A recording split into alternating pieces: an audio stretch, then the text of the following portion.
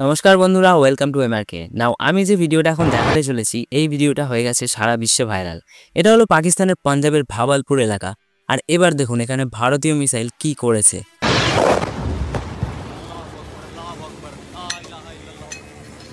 এরকম অনেক ভিডিওই এখন পাকিস্তান থেকে দেখা যাচ্ছে, আর যেটা একদম জেনুইন ভিডিও, অরিজিনাল ভিডিও, সেটাই আমি আপনাদেরকে এখানে দেখাচ্ছি।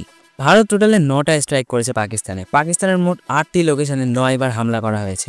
অবভিয়াসলি মিসাইল দিয়ে তো হয়েছেই, তার সঙ্গে সুইসাইড ড্রোনের ব্যবহারও এখানে করা হয়েছে। আর এই হামলার জবাবে পাকিস্তান এখন কি বলছে সেটাও জানবো, বাট তার আগে আপনাদেরকে জেনে নেওয়া উচিত যে এই অপারেশনের নাম সিঁদুর কেন রাখা হলো।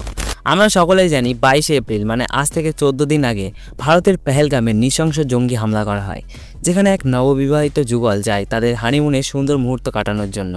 আর সেই সময় প্রাণ হারায় নববিবাহিতা মহিলার স্বামীর। এছাড়া ধর্ম জিজ্ঞাসা করে শুধুমাত্র পুরুষদেরকেই হত্যা করা হয়, যার কারণে তাদের স্মৃতির সিঁদুর মুছে যায়। আর তাদের স্মৃতির সিঁদুরের বদলা নেওয়ার জন্যই ভারত সরকার দ্বারা মিশনের নাম রাখা হয় অপারেশন সিঁদুর। আর ভারত কিন্তু তার বদলা নিয়েও নিয়েছে। জানা যাচ্ছে ভারতের এই স্ট্রাইকে মোট 70 জন আতঙ্কবাদীর খেল খতম হয়ে গেছে।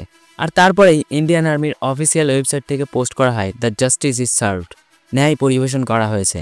আর পাকিস্তানি গভর্নমেন্ট এখন এই জিনিসটাকে ধামা চাপা দেওয়ার চেষ্টা করছে।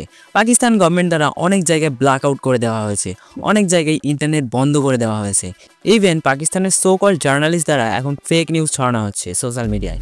থ্যাঙ্ক গড ভারত সরকার আগে থেকেই সমস্ত পাকিস্তানি সোশ্যাল মিডিয়া ব্যান করে দিয়েছে।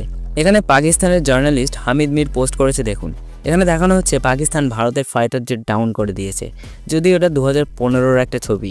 আসলে ভারতের কাছে এখন এতটাই অত্যাধুনিক ফাইটার জেট চলে এসেছে, এখন আর পাকিস্তানের ধোকাও লাগে না, সমস্ত কাজ বর্ডারের এপাশ থেকেই হয়ে যায়। কাল কিন্তু ফ্রান্স মেড রাফেল দ্বারা এলওসি থেকেই পাকিস্তানের মোট 9টা লোকেশনে অ্যাটাক করা হয়েছে। এর জবাবে এখন পাকিস্তান বলছে পাকিস্তান এর জবাব অবশ্যই দেবে, এর বদলা অবশ্যই নেবে, আজ হোক বা কিছুদিন পর। ভাই, যদি সত্যিই পাকিস্তান এর জবাব দেয় তাহলে পাকিস্তান 4-5 দিনের বেশি টিকতে পারবে না ভারতের সাথে। কারণ আজকের সময়ে ভারতের কাছে যা রিসোর্সেস আছে, যা পাওয়ার আছে, তা পাকিস্তানের তুলনায় অনেক গুণ বেশি। আর তারপরে ভারতের পাশে রাশিয়া আছে, আমেরিকা আছে, ফ্রান্স আছে, ইসরায়েল আছে।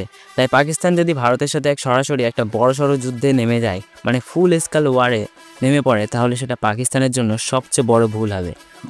এই বিষয় নিয়ে কোনো আপডেট আসলে আমি অবশ্যই আপনাকে জানাবো। ততক্ষণের জন্য চ্যানেলটি সাবস্ক্রাইব করে রাখবেন। জয় হিন্দ, জয় ভারত।